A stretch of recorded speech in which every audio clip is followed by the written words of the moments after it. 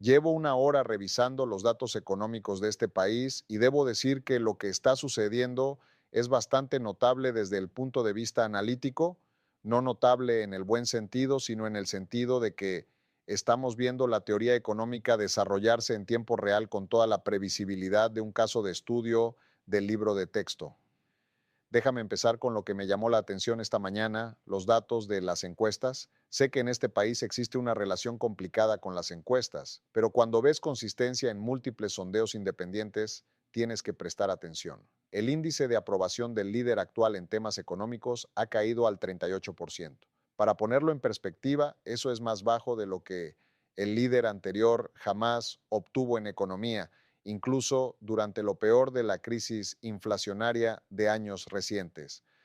Medios de comunicación que tradicionalmente han sido favorables al líder actual están reportando estos números. Cuando los medios preferidos de tus propios partidarios publican datos como estos, sabes que algo fundamental ha cambiado, pero esto es lo verdaderamente fascinante desde una perspectiva económica.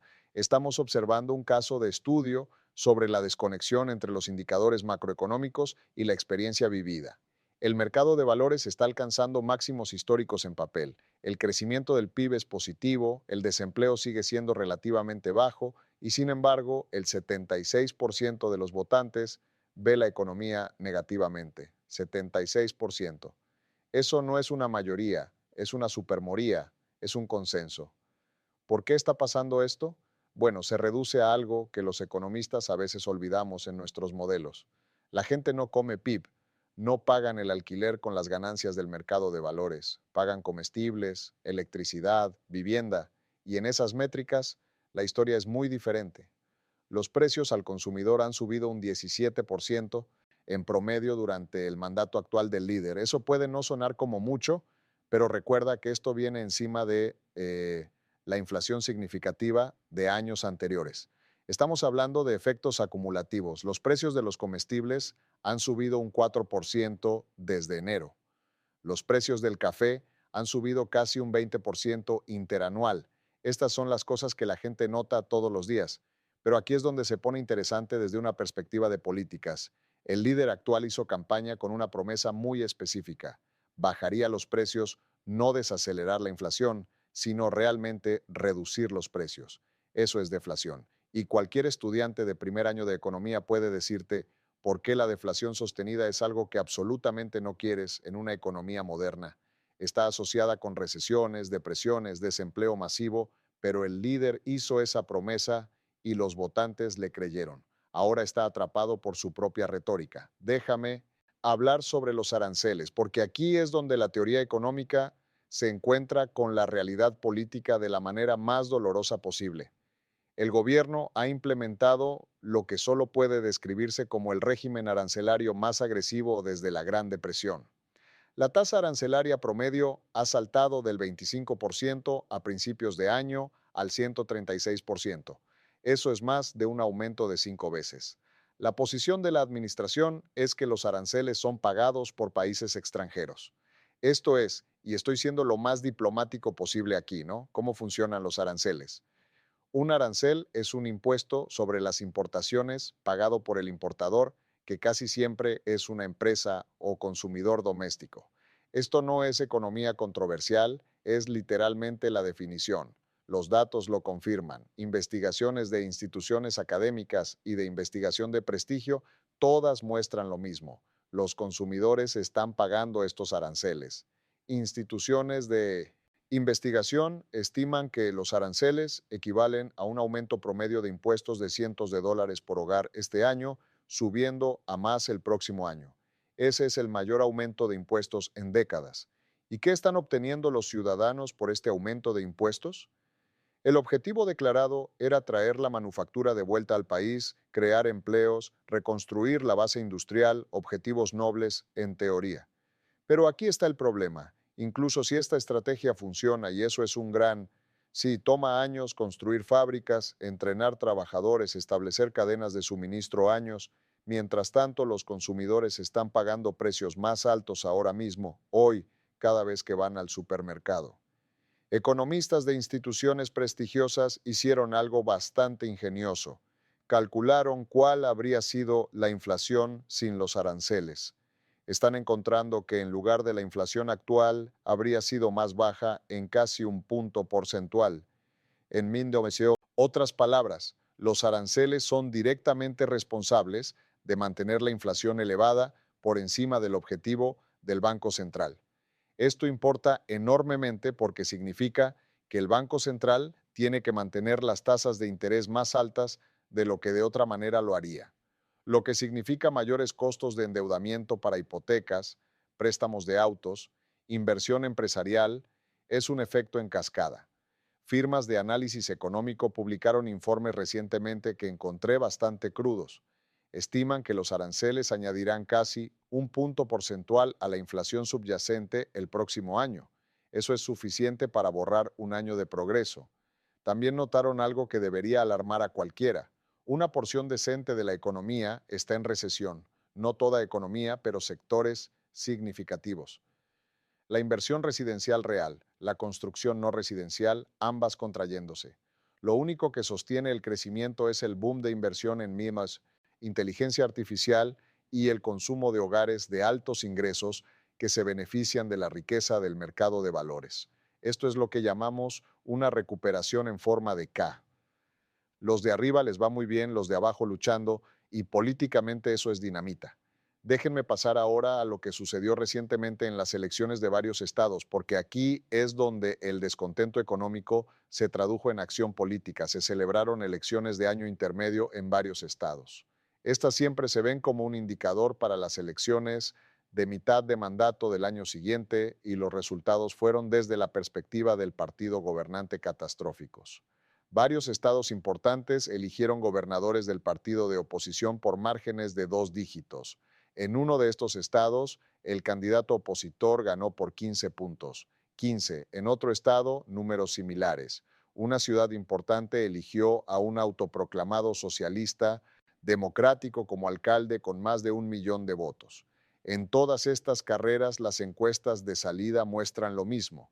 Los votantes dijeron que la economía y el costo de vida eran sus principales preocupaciones y votaron por el partido opositor por márgenes abrumadores. La respuesta inmediata del líder fue decir que él no estaba en la boleta y que había un cierre del gobierno afectando las cosas. Ambas cosas ciertas, pero aquí está lo revelador. Hace solo un año, estas mismas áreas votaron mucho más favorablemente por el partido gobernante. El propio líder ganó ciertas áreas en la elección anterior, siendo el primer candidato de su partido en hacerlo desde hace décadas. Este año el candidato opositor las ganó por márgenes amplios. Eso es un cambio masivo en un año. ¿Qué nos dice esto? Nos dice que los votantes están conectando directamente su dolor económico con las políticas del líder actual y están castigando al partido gobernante. Por ello, las encuestas lo respaldan cuando se les pregunta quién es más responsable de las condiciones económicas actuales. El 62% dice líder actual, solo el 32% dice líder anterior. Ese es un cambio masivo de hace solo unos meses, y críticamente el 61% dice que las políticas del líder actual han empeorado las condiciones económicas. Eso es más alto de lo que el líder anterior jamás obtuvo en esa pregunta, incluso durante lo peor del aumento de inflación de años anteriores. Ahora hablemos de lo que el líder ha intentado hacer en respuesta, porque aquí es donde la desesperación política se encuentra con la realidad económica. Primero eliminó aranceles en aproximadamente 200 productos alimenticios, incluyendo café, carne de res, plátanos, tomates. Esto es significativo no por el impacto económico, que será modesto, sino por lo que representa una reversión completa de su política insignia cuando se enfrenta a presión política. El líder construyó toda su filosofía económica alrededor de los aranceles. Los ha llamado la palabra más hermosa del diccionario. Dijo que el país sería una nación pobre sin ellos, y luego, enfrentado con desastre electoral y números de encuestas desplomándose, elimina aranceles en 200 productos. El mensaje que esto envía es que o realmente no cree en su propia política o cree en ella, pero está dispuesto a abandonarla por supervivencia política. De cualquier manera, no es una buena imagen. Segundo, ha sugerido la idea de cheques de reembolso sustanciales financiados con los ingresos arancelarios como economista. Esto es, Déjame elegir mis palabras cuidadosamente. Problemático en múltiples niveles. Si los aranceles están generando ingresos, eso significa que las importaciones siguen ocurriendo y los ciudadanos siguen pagando los precios más altos. Así que estás quitando dinero a los ciudadanos vía precios más altos, ciclándolo a través del gobierno y devolviendo algo de él. Eso es ineficiente por cualquier medida. Además, enviar cheques corre el riesgo de alimentar más inflación, lo que entonces requeriría que el Banco Central mantenga las tasas altas, lo que reduciría el poder adquisitivo de esos cheques. Es lógica circular. Tercero, y esto es quizás lo más revelador, ha estado atacando verbalmente al presidente del Banco Central con ferocidad creciente. Recientemente dijo que le encantaría despedirlo. Lo llamó groseramente incompetente. Está presionando al secretario del Tesoro para que de alguna manera fuerce al líder del Banco Central a bajar las tasas de interés.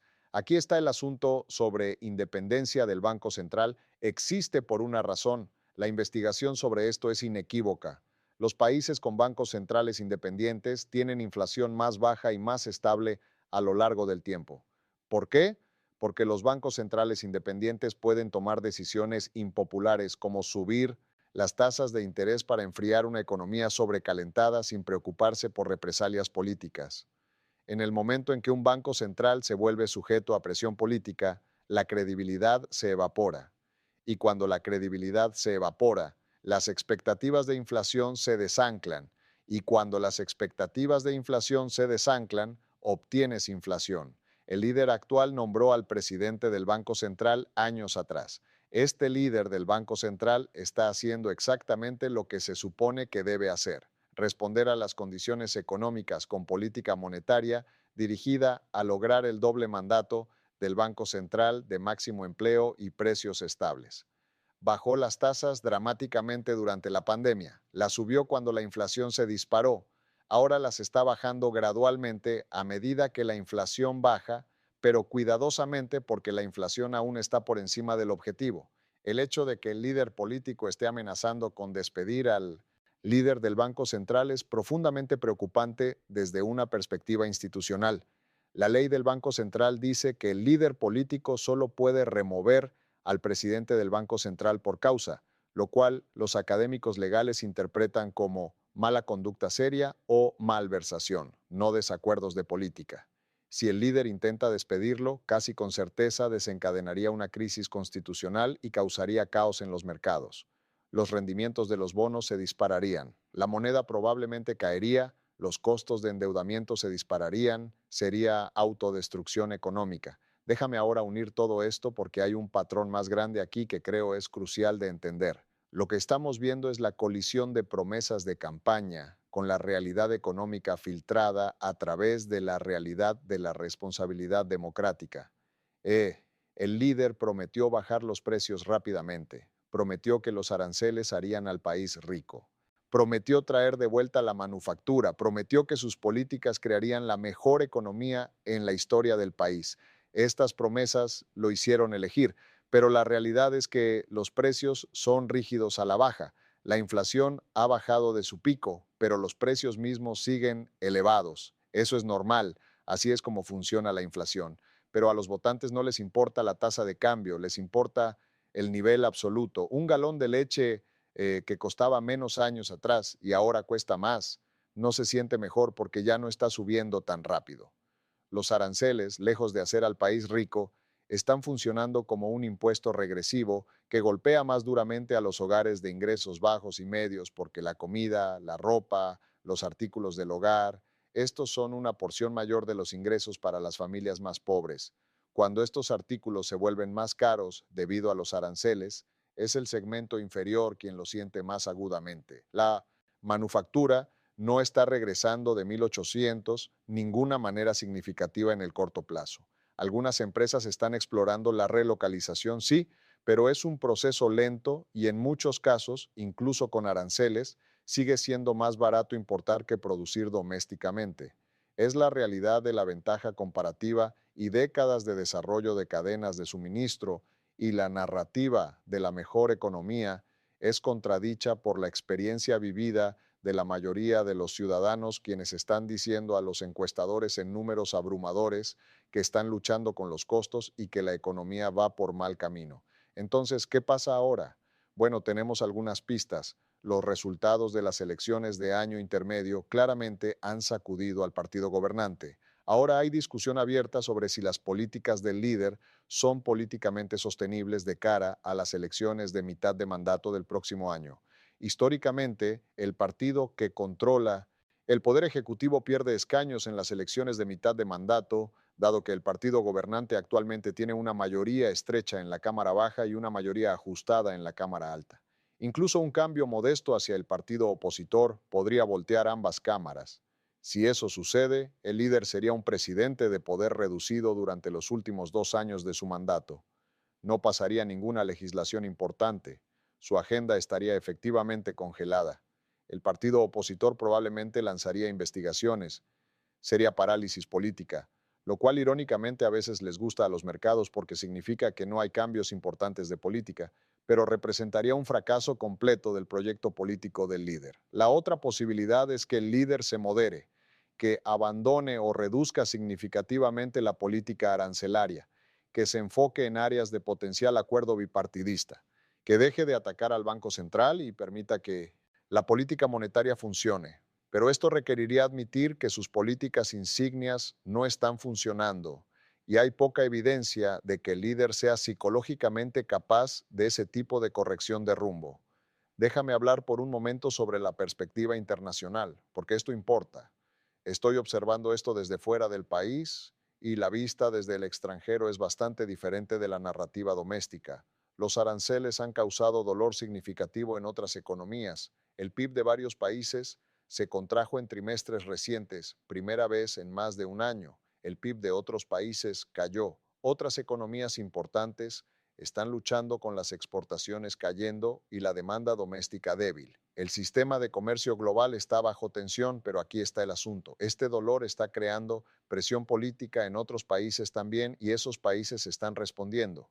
Algunos países han retaliado con aranceles sobre bienes del país en cuestión, particularmente productos agrícolas. Bloques económicos importantes se están preparando contramedidas. Hay conversaciones sobre formar bloques comerciales alternativos que excluyan a este país a largo plazo. Esto podría remodelar fundamentalmente el comercio global de maneras que dejen a esta nación aislada. La administración actual parece creer que porque el país tiene el mercado de consumo más grande, tiene toda la influencia y hay algo de verdad en eso.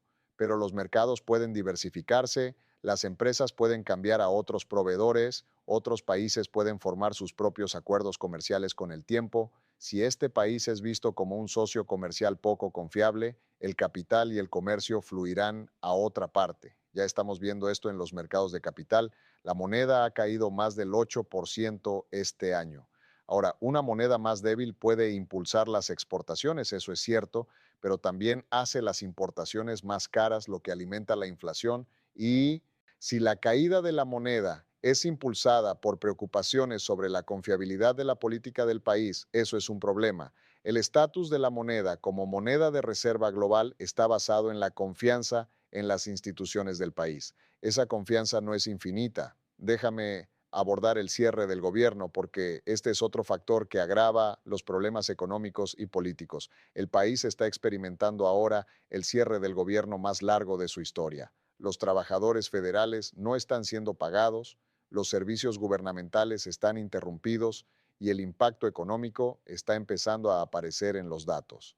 La Oficina de Presupuesto ha estimado que los cierres reducen el crecimiento del PIB. Hay un efecto multiplicador. Los trabajadores federales que no reciben pagos significa que recortan gastos. Lo que afecta a los negocios, lo que afecta el empleo, es una herida autoinfligida y políticamente las encuestas son claras. Los ciudadanos culpan al líder y a su partido más que al partido opositor. Alrededor del 60% está asignando responsabilidad al lado gobernante. Por eso los resultados electorales fueron tan malos para el partido gobernante. Los votantes están enojados por la economía, enojados por los precios y ahora también enojados porque el gobierno ni siquiera puede funcionar normalmente. La respuesta del líder ha sido pedir eliminar el obstruccionismo legislativo para que su partido pueda pasar su agenda sin votos del partido opositor.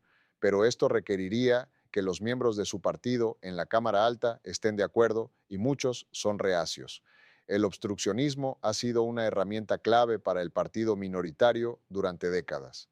Eliminarlo significaría que cuando el partido opositor eventualmente recupere el poder, podrían pasar su agenda sin aportación del otro partido. Es una apuesta arriesgada. Ahora quiero hablar de algo que creo está subestimado en el discurso público, el efecto acumulativo de la incertidumbre. Uno de los hallazgos más consistentes en la investigación económica es que la incertidumbre deprime la inversión, la contratación y el consumo. Cuando los negocios no saben cuál será la política el próximo mes, posponen decisiones. Cuando los consumidores no saben qué harán los precios, reducen el gasto. El enfoque del líder hacia la política se ha caracterizado por reversiones constantes, amenazas, acuerdos de último minuto e imprevisibilidad. Las tasas arancelarias han cambiado múltiples veces. Acuerdos comerciales han sido anunciados, luego estancados, luego revisados. Hubo una escalada importante hace meses, luego exenciones y excepciones, luego la reciente reversión en artículos alimenticios.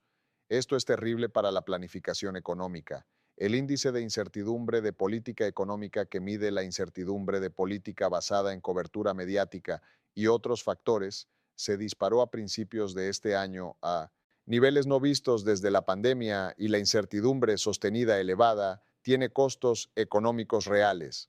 La investigación sugiere que puede reducir la inversión en varios puntos porcentuales. Eso significa expansión de negocios, menos creación de empleos, crecimiento más lento. Esto importa porque ahora mismo la economía está en una posición frágil. La inflación aún está por encima del objetivo. El crecimiento se está desacelerando. El mercado laboral está mostrando señales de enfriamiento, con las ganancias de empleo desacelerándose significativamente. La economía no necesita choques adicionales, necesita estabilidad y previsibilidad. Está obteniendo lo opuesto. Déjame pasar ahora a lo que creo es la pregunta más importante. ¿Hay una salida de esto económicamente? Sí, políticamente eso es más difícil de decir. Económicamente la solución es sencilla: eliminar gradualmente los aranceles más dañinos, permitir que el Banco Central haga su trabajo sin interferencia política, pasar un presupuesto para terminar el cierre y enfocarse en políticas que podrían tener apoyo bipartidista, como inversión en infraestructura o alivio fiscal dirigido para hogares de bajos ingresos. ¿Resolvería esto todos los problemas? No. La inflación aún estaría por encima del objetivo, los precios aún serían más altos que hace años, pero estabilizaría la situación y permitiría que las fuerzas naturales de la competencia y el crecimiento de la productividad funcionen. El problema es que esto requeriría que el líder esencialmente admita que su política insignia, los aranceles, fue un error. Requeriría que deje de atacar al líder del Banco Central. Requeriría que comprometa con el partido opositor en un presupuesto y basado en su comportamiento durante el último año. Hay poca indicación de que esté dispuesto a hacer algo de eso. Así que, en cambio, es probable que veamos más de lo que hemos visto. Gestos simbólicos, como las reversiones de aranceles alimentarios que proporcionan alivio económico mínimo, pero crean titulares. Más ataques al Banco Central, más propuestas de trucos como cheques de reembolso que suenan bien, pero no abordan los problemas subyacentes, y más deterioro político a medida que los votantes continúan expresando su frustración en las urnas. Desde una perspectiva comparativa, vale la pena notar que este patrón no es único de este país. Hemos visto líderes en otros países intentar usar la política comercial como herramienta de nacionalismo económico. Hemos visto líderes atacar bancos centrales. Hemos visto gobiernos prometer soluciones rápidas a problemas económicos complejos, y los resultados son notablemente consistentes.